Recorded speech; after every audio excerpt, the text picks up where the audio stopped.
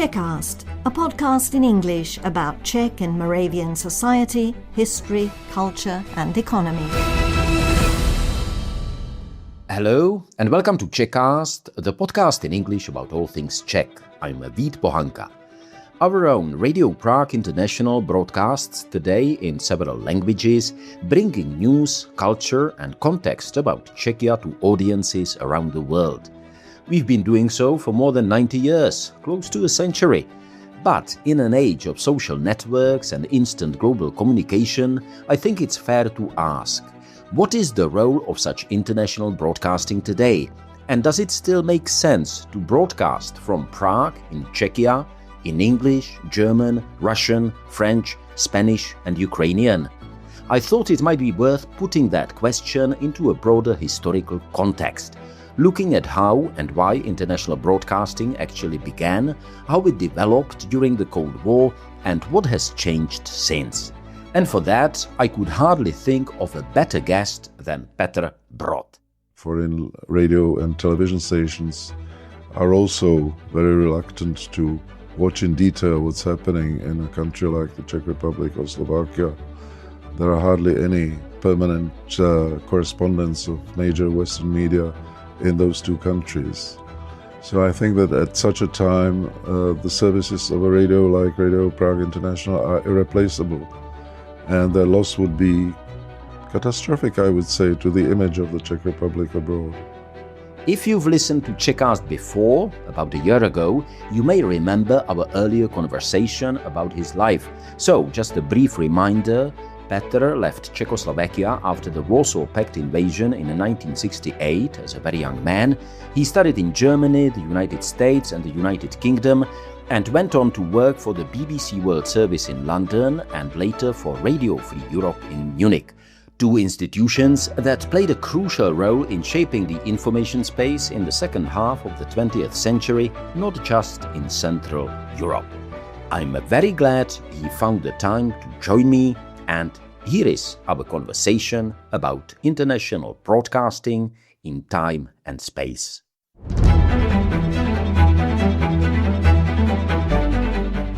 Czechast, a podcast in English about all things Czech. Whether you're an English-speaking expat living in Czechia and Slovakia, or a descendant of the Czechs, Moravians and Slovaks who left for a better life in America, Australia, Britain or Canada so long ago that you don't speak the language of the old country, this podcast in English is for you. If we go to the real origins, then we must say that, as in many other cases, the reason for the existence of the broadcasting stations that we're talking about was war, or approaching war. The first foreign broadcasts on a major scale were those of the BBC that started in mid-30s to counter especially Italian propaganda in the Mediterranean area, that is, the propaganda of the fascist regime of Mussolini, which tried to further its foreign ambitions by countering what they saw as British imperialism and colonialism and trying to gain a foothold in the Arab world, to gather support against Britain by supporting Arab independence movements and so on. And the Italians also used radio to further their goals, so that Britain or the BBC saw it necessary to counter these attempts by their own broadcasts. And this was the start of the close cooperation between the BBC, which was conceived as a public service broadcaster with some distance to the government, apart from the license which was necessary to broadcast, and the Foreign Office, that is the Ministry of Foreign Affairs of the British government. Because in this, at this moment in the mid-30s, there was a confluence of British government interests and BBC technology and experience. So the British government asked the BBC to introduce broadcasts in the Italian language first, and then also in the American, and then also in the German language, because at that time it was seen as a necessity to counter German Nazi propaganda as well, which at the beginning did not seem to the British as aggressive and dangerous as the Italian propaganda. So the sequence there was slightly reversed than we would have expected it. We would have expected German broadcasts first and Italian later. But it was this way. Also because it didn't seem at first that British and German interests would collide in the field or in the regions of the British Empire, since the Germans had no colonies of their own by that time, while the Italians did have ambitions, colonial ambitions on places like Eritrea and Ethiopia, and maybe also Northern Africa. So this was the situation in, let's say, the second half of the 30s. And with the advent of World War II, the range of languages had to be necessarily expanded, because by now the BBC and the British government saw it as their main goal to maintain morale in the countries attacked by Nazi Germany and Italy.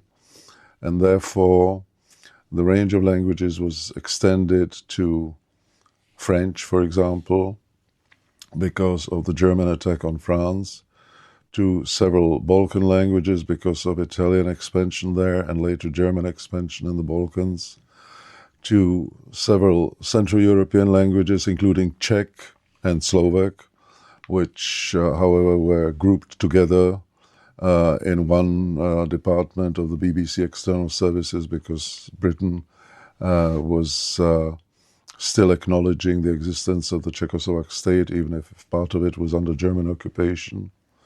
There was also extension to broadcasts in Russian after Russia joined the Second World War, and so on, so that in the end there were about 40 language departments in which the BBC broadcast to the wide world. And in the meantime, because of extensive Japanese propaganda in the part of Asia that Japan was interested in mostly, that is Eastern Asia and Southeastern Asia, the Americans also came to the conclusion that they would have to maintain their interests or support their interests in those regions by establishing broadcasts in both English and the foreign languages spoken in Eastern Asia. So there was a gradual move to establishing an American radio presence in Eastern Asia, and later on also when Japan attacked the US and when Germany joined the war against the United States, there were other extensions of the range of languages broadcast in by American radio, and the American radio was consolidated. The American foreign language broadcasts were consolidated within a government agency called the Voice of America. The Americans chose a different approach to broadcasting to make it clear that what came out of the Voice of America, which was based in Washington, was clearly linked to the U.S. government, that the Voice of America was also the voice of the U.S. government, and there was not such a clear difference as there was in the case of the BBC between what the government did and what the radio station in London was broadcasting abroad. This difference was maintained even after the war, but the situation soon changed because of communist sphere of influence, especially within Eastern Europe, when the Soviets liberated and later continued to occupy countries such as Poland, Hungary, Czechoslovakia to some extent, although from Czechoslovakia the Russians withdrew fairly soon. But these countries remained under communist control step by step. Hungary 1946, Poland also, or more or less immediately after the conclusion of the Second World War, Czechoslovakia since 1948, and so on. So when that situation occurred, the United States government approach changed too. It was felt then that America should provide these countries with a radio service that would not be perceived only as a US government voice, but that would also serve as what they called surrogate radio. And surrogate radio meant that you introduced a radio station based on American plans and on American money, which would, however, serve as if it were a radio station in a free Czechoslovakia or in a free Hungary, in a free Poland, with all the repercussions it would have on radio broadcasts. That is, these radio broadcasts would not be censored, they would not be dictated by the source government. They would take into account the interests of the target population to a much greater degree than, for example, the Voice of America. That is, they would speak to the countries now occupied by the communists in a language that would be accepted by the target audiences as their own language, so to speak, mentally, as something that they would have had their countries remained free. So we now have three different kinds of radio stations in the Western world, at least. Government radio stations. One should also mention that France, for example, had its Radio France International, that Germany had its Deutsche Welle, that various small countries too had foreign language services like Swiss radio, Austrian radio, and so on. Those were mostly run by the governments. Some had a similar form of existence like the BBC External Services. That is, they were public service agencies supported by the government or by the national budget, and some were sui generis. For example, Radio Free Europe, which was originally pretending, one could say, not to be paid for by state money. It was presented to the outside world as something based on public collections of money in support of the cause of freedom in Eastern Europe. A committee for Radio Free Europe was set up, which collected those monies in the United States. But in fact, at the start at least, into the 60s or early 70s, the budget of Radio Free Europe and Radio Liberty, which was the parallel station broadcasting into the Soviet Union, those monies came from the budget of the CIA, the Central Intelligence Agency. I don't think it mattered much, although the CIA, of course, also wanted to use the intelligence gathered by the radios, by Radio Free Europe and by Radio Liberty for its own purposes. And of course, the foreign policy line of the United States was also significantly included into the broadcasts of Radio Free Europe and Radio Liberty.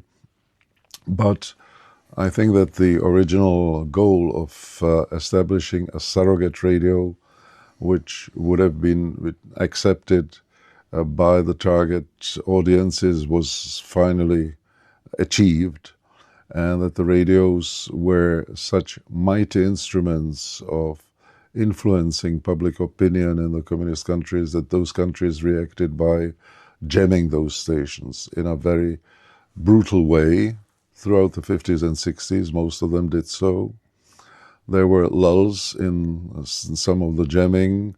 For example, in the 1960s, when the first period of détente, that is, closer relations between East and West, was achieved, some of the countries of the Eastern Bloc lowered the level of their jamming.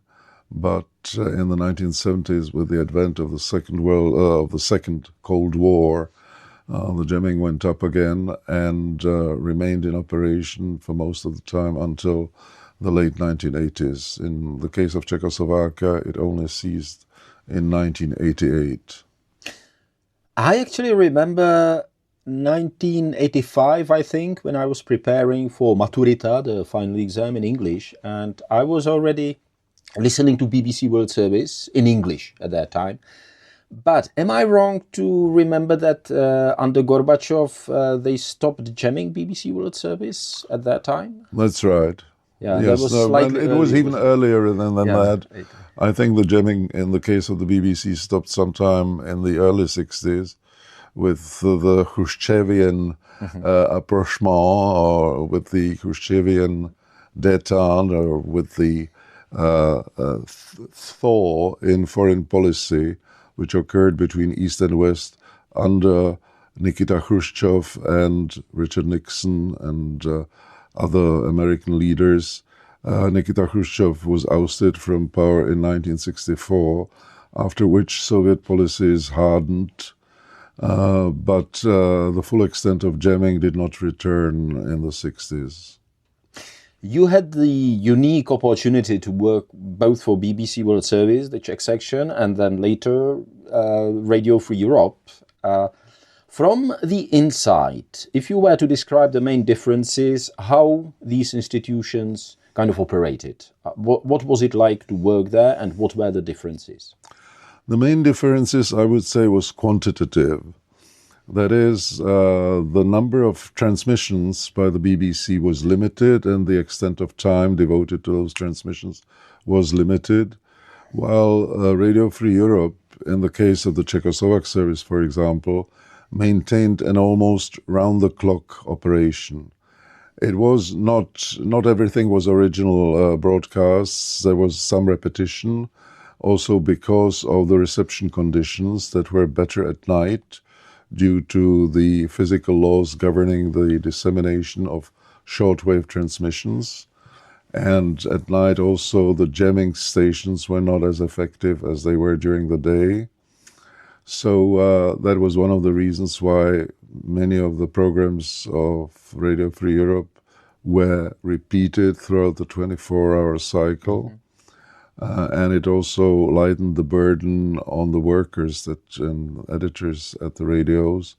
It means that they were not supposed to produce 24 hours of fresh material per day, but let's say an output of 8 hours, which was then cyclically repeated. So that's the first difference between the BBC and Radio Free Europe. At the BBC, at my time, the amount of transmissions during the day was about 2 hours altogether, divided into 3 or 4 transmissions, or sometimes 5. It depends on how you count it and at what time you worked at the BBC. In my time, for example, which is the 1980s, there were 2 morning transmissions of 15 minutes each. Then there was a half hour at lunchtime, and then there were 2 half hours in early evening and later evening. So approximately that sort of distribution, which meant that we, at the BBC, we could not maintain a whole range of thematic transmissions devoted to everything. Unlike Radio Free Europe, which, for example, had specialized programs for young people, for industrial workers, for agricultural workers, for people working in trade unions, although the scope of activities of labor unions in the communist world was very limited. There were special transmissions for music lovers, especially pop music fans. There were transmissions of Christian masses, that is, of Catholic Mass on Sundays and of Protestant services on other days, perhaps. There were language courses in the case of the BBC. Radio Free Europe did not engage in such language courses because it only broadcast in Czech and it and Slovak, and it assumed that people were only interested in broadcasts in their languages, native languages. So those are some of the differences that distinguish the broadcasts of the BBC from those of the Radio Free Europe and Radio Liberty. In many ways, one could think that the programs broadcast by the BBC were poorer because of less time devoted to them and because of the smaller scope of themes that I've mentioned. But on the other hand, one could say that the world view of the BBC was quite different in that we were, as editors at the BBC, admonished not to take into account only the interests of Eastern Europeans, but to always think that we were representing a worldwide organization from a country which had worldwide interests. And therefore, what concerned Britain should also concern us, even if it was happening in Africa or Asia or Australia or Canada and so on. And even though it may not be of primary interest to our target audiences, but the BBC wanted to present to the world a British view of the world, a world of international affairs as seen from London, and that was a significant element of our work. So therefore, we did pay attention to British foreign policy. For example, when Britain went to war against Argentine in 1982 over the Falkland Islands, or Malvinas as they're called in Spanish, and by the Argentinians, we devoted a lot of time to the British military campaign against Argentine. Although we knew from the reactions of our listeners in Prague and in other Czech towns that they were not that interested in such a faraway conflict which did not in any way involve Czechoslovakia, except that Czechoslovakia, as part of the communist world, was conducting significant propaganda in sympathy with the Argentine military dictatorship, because the war was seen as another British imperialist adventure. So just to give you this example, we, in a way, acted as purveyors of the view of the British government in this specific conflict, to the detriment of other themes which may have been seen as more important by our target audience. It was very different in the case of Radio Free Europe and Radio Liberty. Again, there was a lot of stress on providing a complete picture of world affairs, but the interests of our target audience were taken much more into account than at the BBC. Therefore, we devoted, I would say, 70, perhaps 80% of our time in our broadcasts to events which were either directly or indirectly linked to what was happening in the communist world.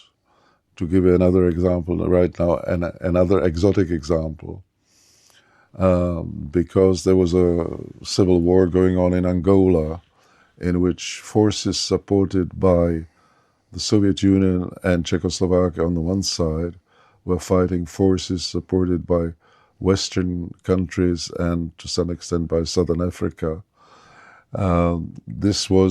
Angola was one of the major topics in our broadcasts at the time, the civilian war. It was of concern to Czechs too, because some Czech experts at the time and Slovak experts were sent by the communist authorities to Angola.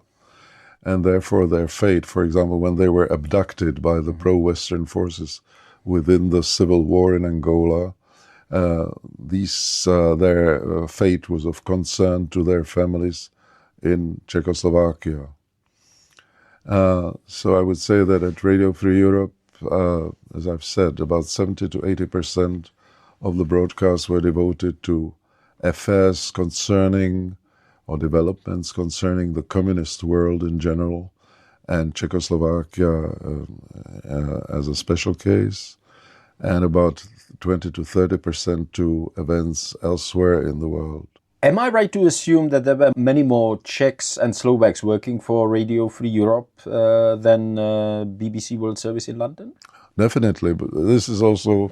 How big were the teams? Yes, let's say give us an idea. 20 people in London, I would say, which included some externs, that is, people who were not employed by the BBC but would come in when there arose a need to replace somebody who was on holiday or something like that.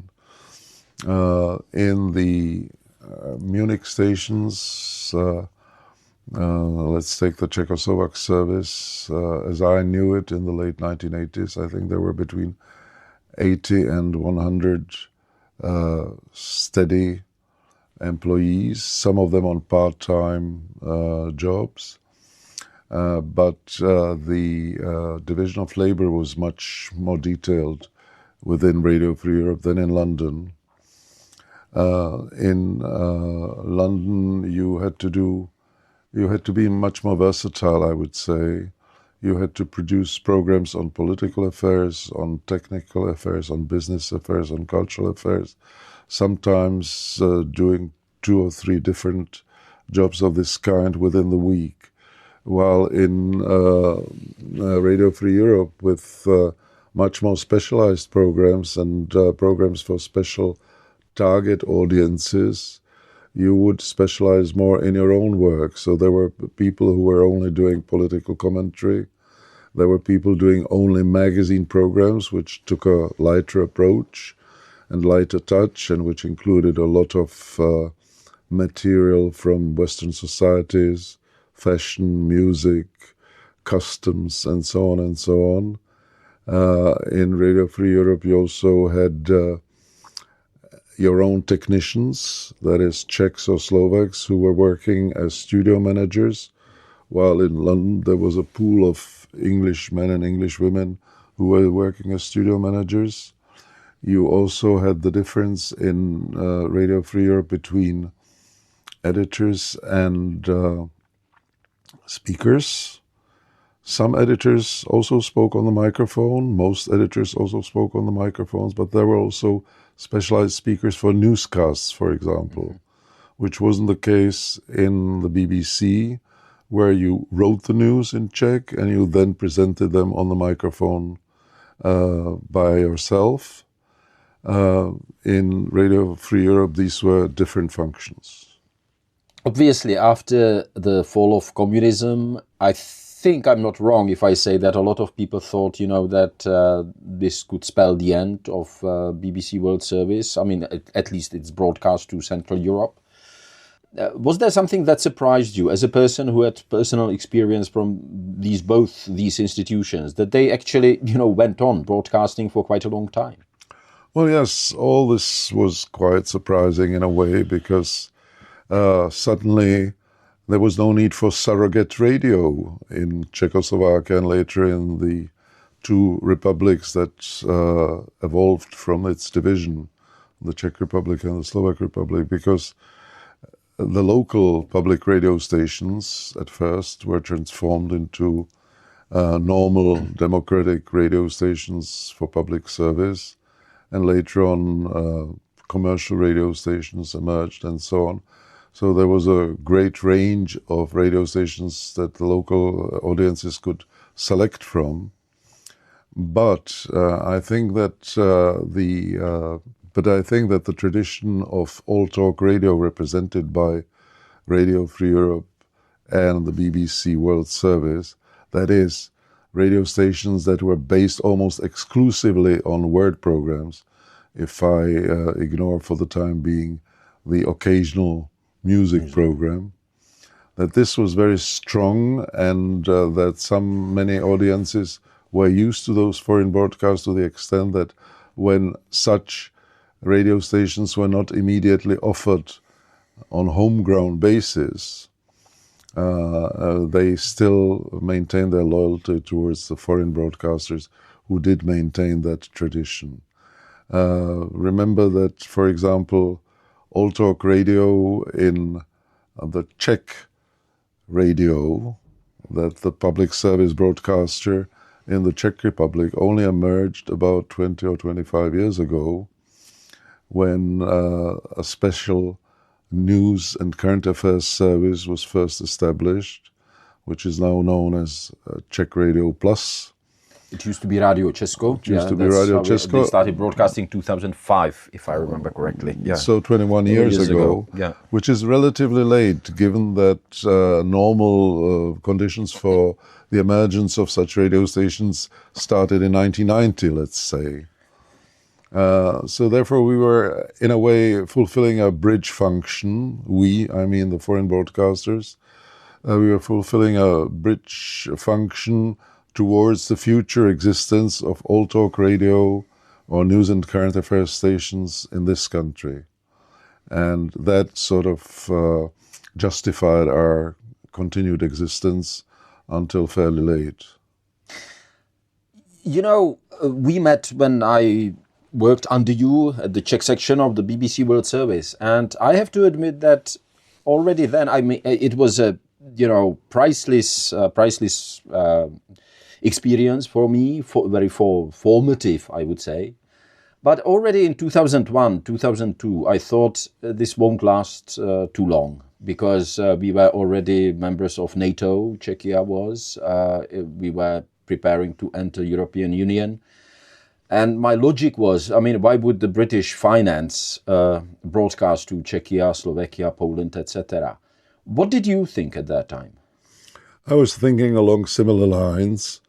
And then in 2004 came the joining of several East European countries into the European Union, which was another reason why to doubt the extent of British willingness to maintain such radio stations into the near future.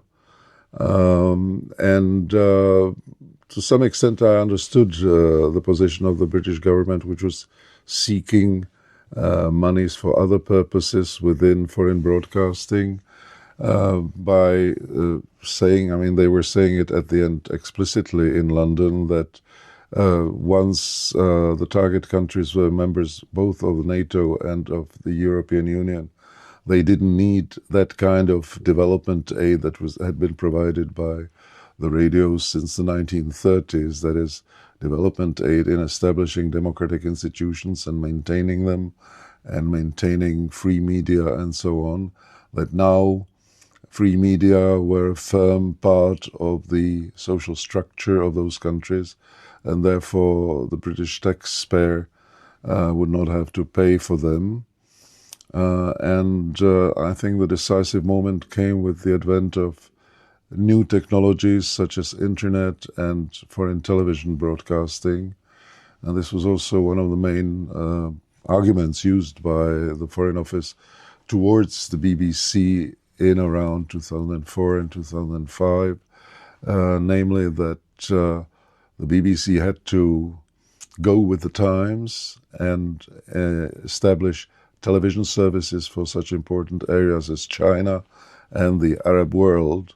And these were, of course, very costly, much costlier than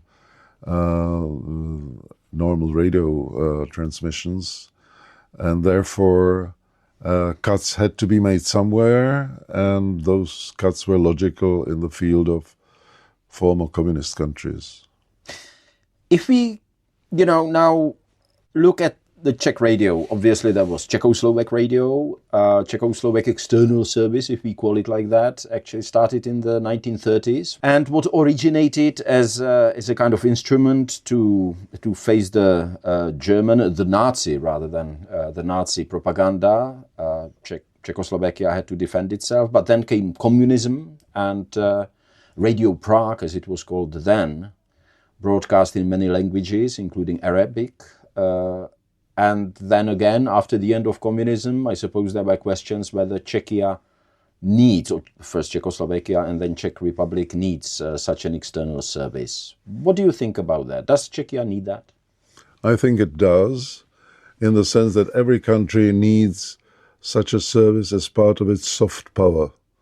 The concept of soft power says that the influence of a particular country abroad is not only based on hard power like military or political influence or business acumen and so on, but that culture is one major source of influence abroad, and that it is mainly the culture of the broadcasting country that should be presented to the world to see that that country does not only provide cars to the world's market, or that it is a part of a military alliance and so on, but that it has its own original culture, which has many components that can be provided to establish the good name of the country around the world. And I think the major power of Czechoslovakia, or later on of the Czech Republic and the Slovak Republic, constitutes in their cultural development and their contribution to world culture.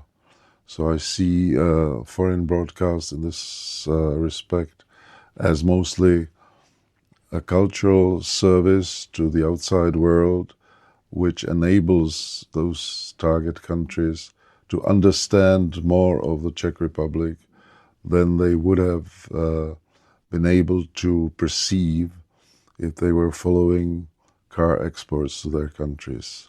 Obviously, you spent many years in Germany, and if I'm not wrong, Germany is actually investing quite heavily into Deutsche Welle, or is increasing the budget rather significantly. It may seem pretty obvious, but why? Why do the Germans do that? I think for various reasons. One of them is that, for example, their share of business that is done in Eastern Asia is going down.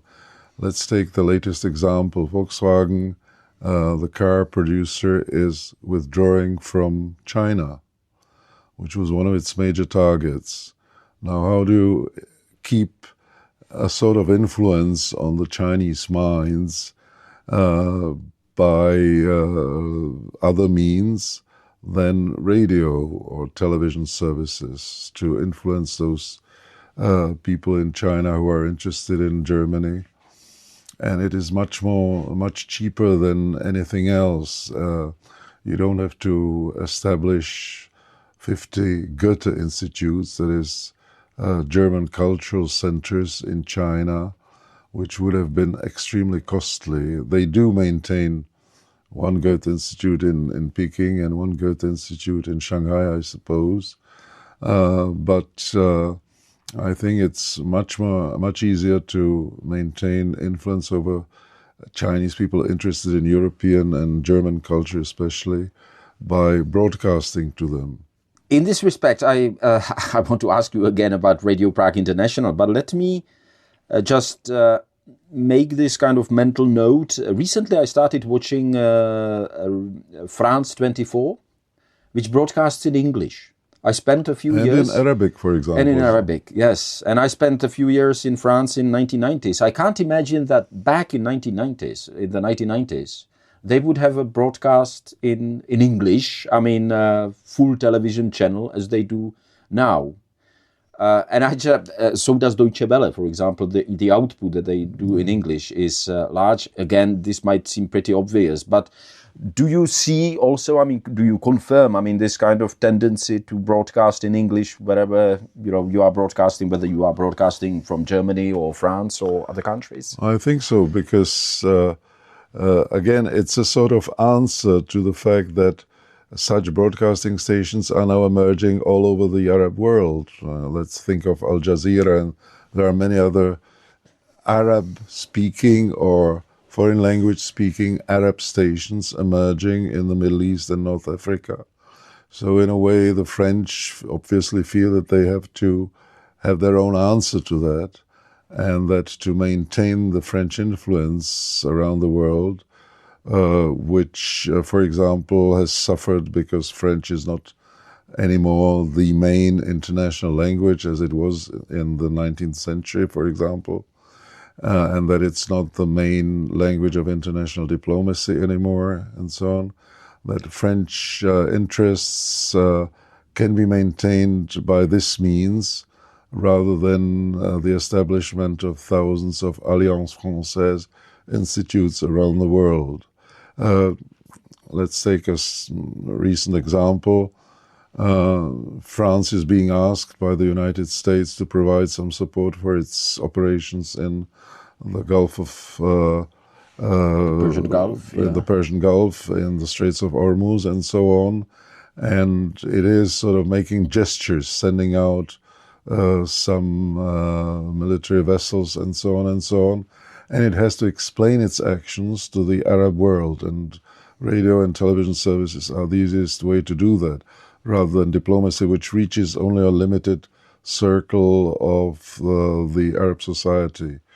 So I find it logical that they are maintaining this sort of presence in the Arab world, especially because France is, after all, or has been for many centuries, a colonial power in these areas too. Its cultural influence is still strong in Lebanon or Syria, for example.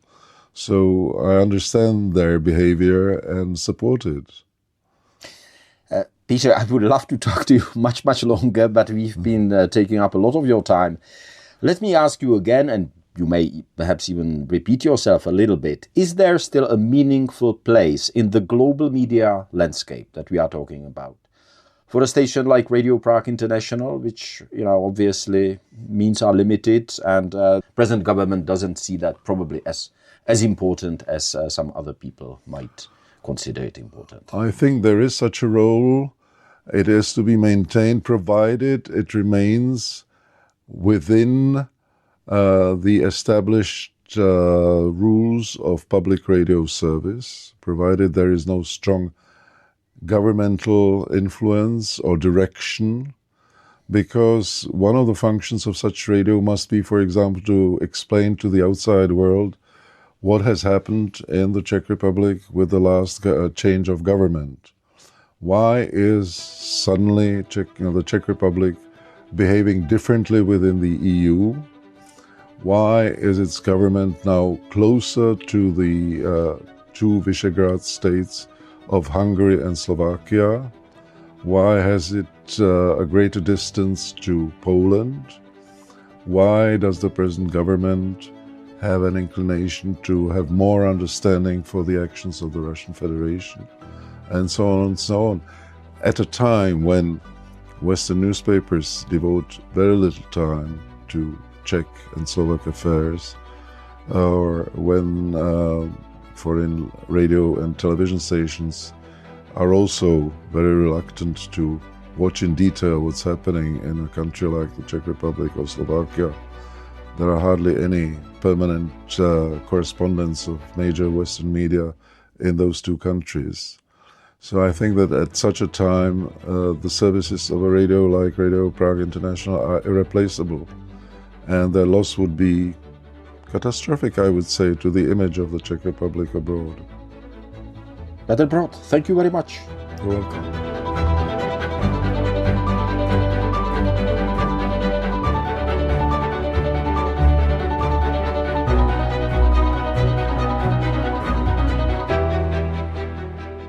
So that was my conversation with Petr Brod, journalist and someone who has seen international broadcasting really from the inside. If you'd like to explore more stories about Czechia and its place in the world, you can find Czechast on all major podcast platforms, as well as on our website, radio.cz. And if you enjoyed this episode, feel free to share it, recommend it, or leave us a review. It really helps others discover the podcast. I'm Vít Pohanka. Thanks for listening. Stay safe, stay healthy, stay curious. And as we say in Czech, naslyšenou.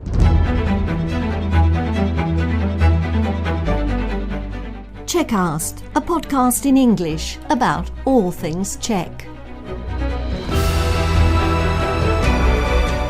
Whether you're an English-speaking expat living in Czechia and Slovakia, or a descendant of the Czechs, Moravians and Slovaks who left for a better life in America, Australia, Britain or Canada so long ago that you don't speak the language of the old country, this podcast in English is for you.